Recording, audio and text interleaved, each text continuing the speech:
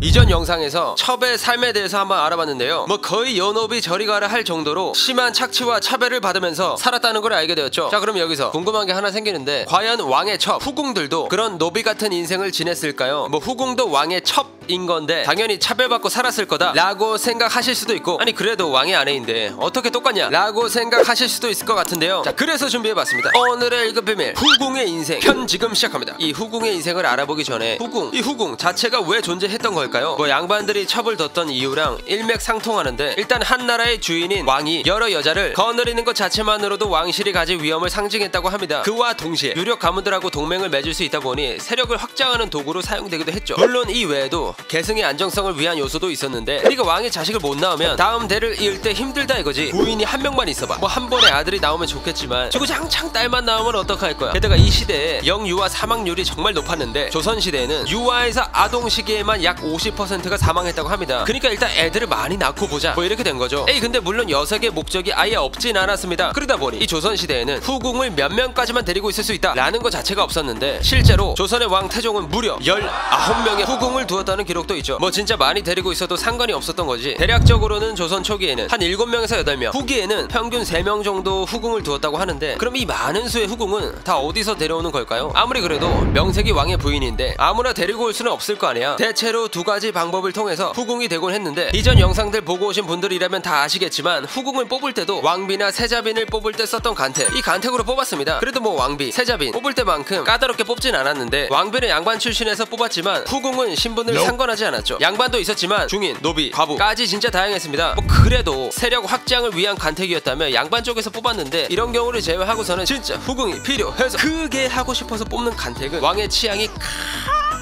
가장 중요했습니다. 일단 중요한 건 왕이 후궁의 얼굴하고 신체 조건이 마음에 들었냐 아니냐였죠. 왕마다 당연히 취향이 달랐을 테니까 매번 달랐겠지만, 그래도 보편적으로 가슴 크기는 90cm로 크지 않고 엉덩이가 큰 편을 선호했다고 합니다. 자로 딱 재서 90이 넘으면 탈락, 안 넘으면 합격, 이렇게 했다는 거예요. 왜 그랬냐면 당시에는 가슴이 크면 무식하다고 생각했기 때문인데요. 뭐 간택은 이 정도로만 하고 넘어가고, 자 그럼 나머지 하나는 뭔데? 바로 왕의 승은인데요. 자 어디 보자.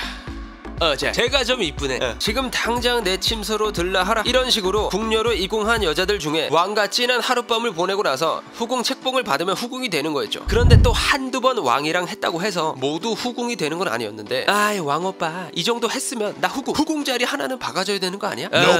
아니야, 짬 아직 덜 찼어. 이런 식으로 왕이 후궁 책봉을 안 해주면 후궁이 못 됐죠. 그냥 상궁에 머물거나 더 낮은 품계에 머문 궁녀들도 있었습니다. 뭐 이런 방법들을 통해서 왕의 후궁이 될 수 있었는데, 이 두 가지 방법이 조선 초기에는 얼추 비슷하게 비율이 맞았습니다. 그런데 시간이 지나면 지날수록 간택 후궁보다 승은 후궁이 늘어나게 된 거야. 아이를 낳은 수도 간택 후궁보다 승은 후궁이 훨씬 많았죠. 아니 당연히 골라진 애들 중에 고르는 거랑 내가 딱 마음에 드는 애랑 사랑의 크기가 같았겠냐고. 당연히 마음에 드는 애랑 더 많이 했을 거 아니야. 그래서 자식을 많이 낳은 후궁은 왕비에 비해 지위는 낮았지만 왕의 사랑을 독차지하는 경우가 있었는데, 그러다 보니 그들의 지위 역시 자식을 많이 낳는 것에 따라 달라질 수가 있었습니다. 그러다가 만약에 후궁이 낳은 애가 세자라도 돼봤어, 그냥 바로 신데렐라 인생 주인공 발탁이지. 그래서 승은을 입은 후 후궁들은 왕의 마음을 사로잡기 위해서 여러가지 잠자리 수련을 했다는 설이 있는데, 영화 간신 아시죠? 그 간신에 나오는 그런 행동들을 실제로 했다고 합니다. 뭐 연시도 핥아먹고 배꼽으로 얼음물을 받기도 하고 알몸으로 자기도 하고 등등 꽤나 이상한 행동들을 했는데, 사실 이게 믿기진 않겠지만 다 이유가 있었다고 하죠. 먼저 연시 핥아먹기. 일단 이 왕이 찾지 않으면 길고 긴 밤을 혼자 보냈을 거 아니에요. 그때 이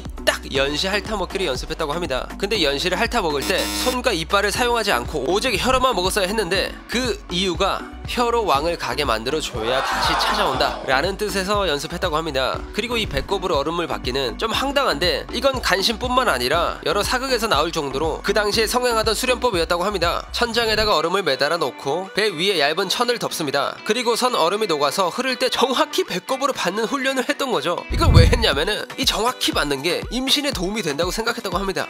그게 임신이랑 뭐가 상관인 건데, 뭐 정자를 정확히 받아야 한다나 뭐라나 아무튼 뭐 그런 뜻이었다고 거라고 하죠. 그리고 알몸으로 자는 것 같은 경우는 잘 때 부드러운 피부를 만들기 위해 그랬다고 하고요. 실제로 이건 뭐 현재도 연예인들이 많이 하는 방법이라고 하죠. 추가로 좀 알려드리면 사람이 잠을 잘 때 알몸으로 자면은 피부에 충분한 휴식이 되고 세포 재생이 되어서 좋긴 하다고 합니다. 이 밖에도 이 관략근이랑 질근육을 조이기 위해서 뭐 발 뒤꿈치를 들고 걷고 엉덩이 들고 걸레질도 하고 무릎으로 팥도 잡고 했다고 하죠. 뭐 이게 진짜 사실인지 아닌지는 모르지만 이런 설이 있다고 합니다. 이렇게 노력을 해서 왕의 사랑을 독차지하고 애도 많이 낳고 자식이 세자로도 책봉되고 하면 진짜 킹 왕짱으로 후궁이 되는 건데, 근데 뭐 아무리 그래도 왕비와 후궁의 차별은 어쩔 수 없었다고 합니다. 일단 뭐 당연히 계급에서도 차이가 났지만 내명부라고 해서 왕비가 후궁을 관리했죠. 결혼을 할 때와 죽었을 때 역시 왕비와 후궁의 차별은 존재했는데요. 조선시대 국가 전래 기록에 후궁을 위한 혼례 기록은 찾을 수 없었는데, 일단 당시 혼인이라는 것 자체가 남녀의 결합 그리고 사회적 지위를 보장받는 의식이라고 할 수 있었습니다. 그런데 이런 혼례식이 없다는 것은 후궁을 왕의 진정한 부인으로 인정을 해주지 않았다는 거죠. 그렇다고 후궁의 혼례는 전혀 없었을까요? 뭐 아예 없다고는 못하는데 왕비의 혼례보다는 훨씬 못했습니다. 후궁의 혼례에는 친형이라는 게 없었는데, 친형이 뭐냐면은 신랑이 신부집에 가서 기러기를 바치고 신부를 맞이해서 신랑 집으로 데려오는 과정입니다. 이 과정을 삭제하고 후궁은 신랑 없이 가마를 타고 궁궐에 들어와야 했죠. 뭐 결혼해서 이렇게 차이가 나는데 죽었을 때는 오죽 했겠습니까? 왕비는 죽으면 왕과 함께 신위를 종묘에 모셨지만 후궁은 종묘에 모실 수 없어 따로 사당을 설치해서 모셨어야 했습니다. 또 왕비는 죽어서 왕의 곁에 묻힐 수 있었지만 후궁은 같이 묻힐 수가 없었죠. 그리고 무덤의 호칭조차 달랐는데요. 많이 들어보셨다시피 왕과 왕비의 무덤은 능, 후궁의 무덤은 원이라 부르며 확실한 차이를 두었다고 하죠. 뭐 근데 사실 아까도 말했듯이 비교적으로 자기 스타일인 여자들로 꾸려진 후궁 리스트이다 보니까 후궁을 좀 더 좋아해주는 왕도 있었다고 하는데요. 어떨 때는 왕비보다 더 좋은 대접을 받을 수도 있었다고 합니다. 그래 알겠어. 근데 이 남편, 즉 왕이 죽게 되면은 얘네 다 어떻게 돼? 그냥 따라 죽는 건가? 보통 왕이 죽고 다음 왕이 즉위 하면은 그녀들의 운명은 4가지로 갈렸다고 합니다. 가장 먼저 자녀의 집으로 들어가는 경우, 보통 군이나 옹주가 있는 후궁들이 가장 많이 한 선택이었다고 하는데요. 남편인 왕이 죽고 나면은 자식들과 함께 사는 경우가 많았다고 합니다. 두 번째로는 출가해서 비구니가 되는 경우, 조선 초기에는 자식이 있는 후궁들도 남편이 왕의 명복을 빌려고 스님이 되는 경우가 있었는데, 태종의 후궁 신빈김씨, 세종의 후궁 혜빈양씨 등이 삭발을 하고 비구니가 되었다는 기록이 있습니다. 특히 이도저도 아닌 몇 번 승은만 입고 첩지도 못 받은 승은 상궁들이 비구니가 되었는데요. 상궁으로 궁에서 살 수도 없었다 보니까 출가해서 비구니로 인생을 끝낸 경우가 참 많았다고 하죠. 세 번째, 그냥 나가서 친정에서 사는 경우. 이런 경우는 양반가 출신의 후궁들이 많았다고 하는데, 친정은 빵빵한데 자식이 없는 경우에는 그냥 친정으로 들어가 버리는 방법이죠. 뭐 굳이 궁에 안 있어도 먹고 살만은 할 테니까. 마지막으로 그냥 왕궁에서 계속 지내는 경우, 왕이 죽고 후임왕이 즉위하면 왕비는 왕대비가 되는데요. 특별히 대비가 후궁들이 그냥 궁에서 살게 해주는 경우가 있었다고 합니다. 중종의 후궁 창비란 씨는 문정 왕후가 그냥 궁에서 지내게 해주었고, 태종의 후궁 명빈 김씨도 세종, 문종, 단종, 세종, 예종, 성종까지 6대 왕을 거쳐서 궁에서 끝까지 살았다고 하죠.